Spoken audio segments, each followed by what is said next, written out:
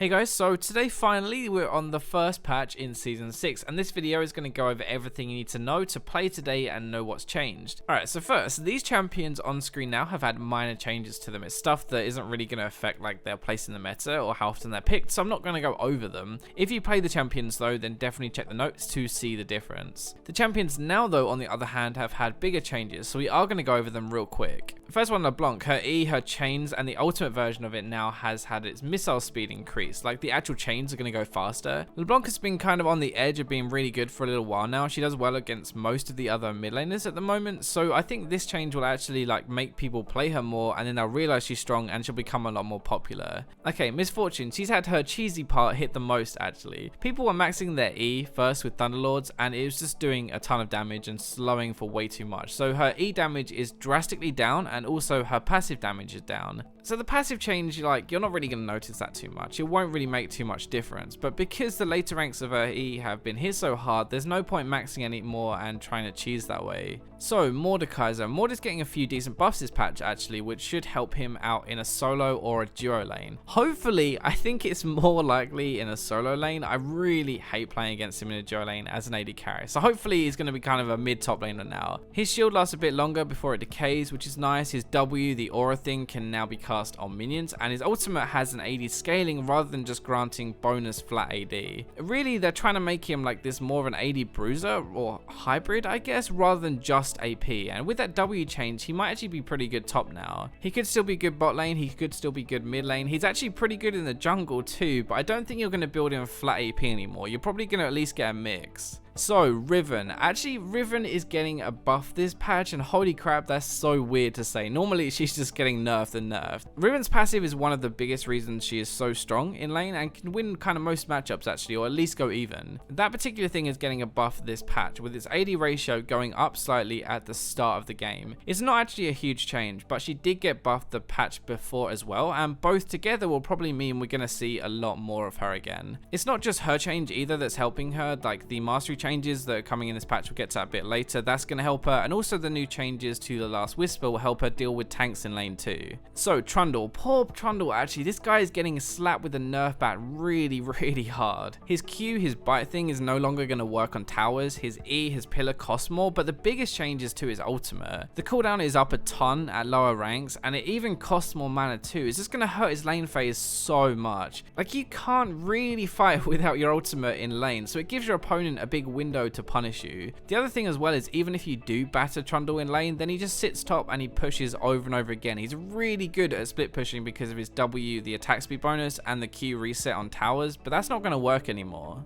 Anyway, those are the champion changes this patch, but now we're going to move on to the items. First one is a new item. It's a new enchantment for the jungle, Runic Echoes. I don't think this is actually going to change too much for AP junglers actually, but basically it's like a cheap Luden's Echo for the jungle. It does less damage, but it's cheaper, actually a lot cheaper, and it grants a ton of mana and bonus damage in the jungle, like on large jungle monsters. It's really aimed at making your clear like super efficient, I guess. Then you get more gold from how quickly you clear, and you accelerate your build into proper items quicker. It's a nice touch, but AP junglers just aren't really top tier. Like, they will get bullied by these AD junglers like Lee Sin and Shaco and even Xin Zhao maybe as well, so they're always going to struggle a little bit in the jungle. So trinkets are being changed a little bit. I'm just going to go by the colors because that makes it easier. So the green cooldown is down, the blue cooldown is up. That's basically it. There isn't really too much to say about this, except you might not want to switch to a blue trinket as early into the game anymore. It's actually good because you can ward more now late game, which gives you more objective control, but blue trinkets were just super good at scouting and preventing the enemy jungler from doing much. Now, no offense, okay, but I actually kind of think that this will be a good thing for lower elo where people didn't use that blue trinket properly anyway. So it's actually kind of a buff, I guess, in a way. So one of the only item nerfs this patch is actually to Frost Queen's Claim, and it's not really too much of a surprise, I guess. So less mana regen, and the ghosts now slow less if they don't travel as far. For supports, this isn't going to mean very much, and actually really as a mid laner it wouldn't mean too much either. It'll make the trade-off getting this a little bit harsher, but it still gives you decent gold, damage, and kind of a defense mechanism with the ghosts as well. If you get ganked, you can activate it, and at least gives you a bit of a chance to get away. I would still get this on poke champions honestly, but probably rush Morello now for more bursty champions, and for supports like AP supports I would definitely still get this. So Last Whisper, both versions of the upgrade for Last Whisper are getting their bonus penetration increased by 5%. This is actually a pretty big deal for dealing with tanks and gives AD carries and AD mids a much easier time of it. Remember, this is bonus armor too, so if they aren't building armor from items or if they aren't getting any, they've just got their basic, then this isn't going to do anything. The other change mostly aimed at AD carries I guess is a static shiv is getting a little bit of a buff, so the bonus damage to minions is getting increased, doing help with your wave clear. In my opinion, rapid fire cannon is still going to be better on most AD carries at the moment just because it does more damage. Shiv is good at clearing waves, sure, but your job as an AD carry is to kill people, kill champions, and rapid fire cannon does that better and it lets you take towers easier. Now moving on to masteries, I'm going to give you a quick summary, okay, because I want to do my own just in-depth video on masteries. Warlord's Bloodlust, Forever Battle, Deathfire Touch, Storm Raider's Surge are all getting better this patch and actually worth taking.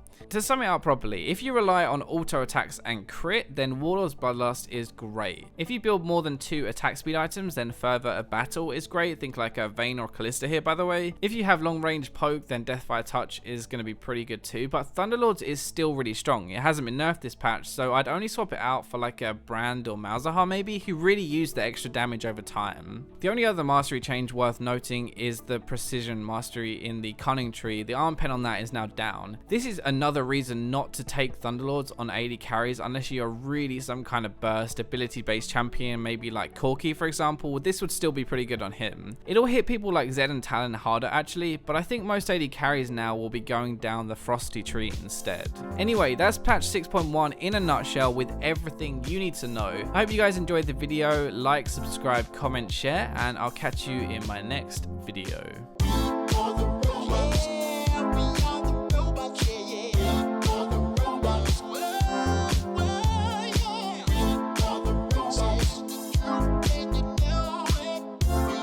Wrong.